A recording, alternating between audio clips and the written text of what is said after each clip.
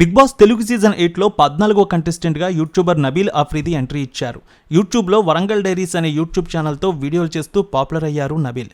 యూట్యూబ్లో గుర్తింపు తెచ్చుకున్న నబీల్ ఇప్పుడు బిగ్ బాస్లోకి ఎంట్రీ ఇచ్చారు. మరి ఆయన రియల్ స్టోరీ ఈరోజు చూద్దాం. నబీల్ ఆఫ్రిది వరంగల్కు చెందిన అబ్బాయి. ఫిబ్రవరి 22, 1998 జన్మించారు. చిన్నతనం నుంచి యాక్టింగ్ అంటే ఇష్టం.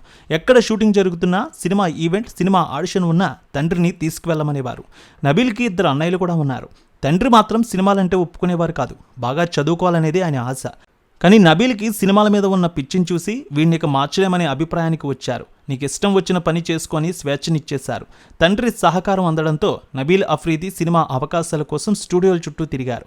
కాళ్ళు అరిగిపోయేలా తిరిగినా కూడా కనీసం జూనియర్ ఆర్టిస్ట్ రోల్ కూడా దొరకలేదు. ఇలా అవకాశాలు రావు, ఫేమస్ అయితేనే అవకాశాలు వస్తాయని గ్రహించి యూట్యూబ్లో ఒక ఛానల్ని క్రియేట్ చేశాడు.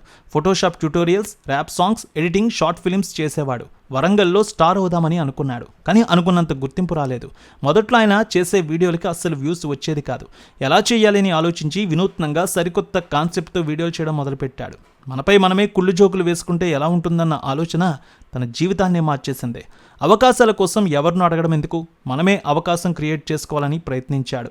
అలా వరంగల్ డైరీస్ యూట్యూబ్ ఛానల్తో స్టార్ అయిపోయాడు. లక్షలు సంపాదించడం మొదలుపెట్టాడు. ఆయన వీడియోలు జనాలకు బాగా నచ్చాయి. తన ఛానల్కి సుమారు 1.6 మిలియన్ సబ్స్క్రైబర్స్ ఉన్నారు. ఓవర్ నైట్ యూట్యూబ్ స్టార్ అయ్యాడు. వరంగల్కి హీరో అయ్యాడు. తన కొడుకుకు వచ్చిన పాపులారిటీని చూసి తండ్రి ఎంతో పొంగిపోయాడు. నా కొడుకు హీరో అయ్యాడంటూ ఊరంతా చెప్పుకుని తిరిగేవారు.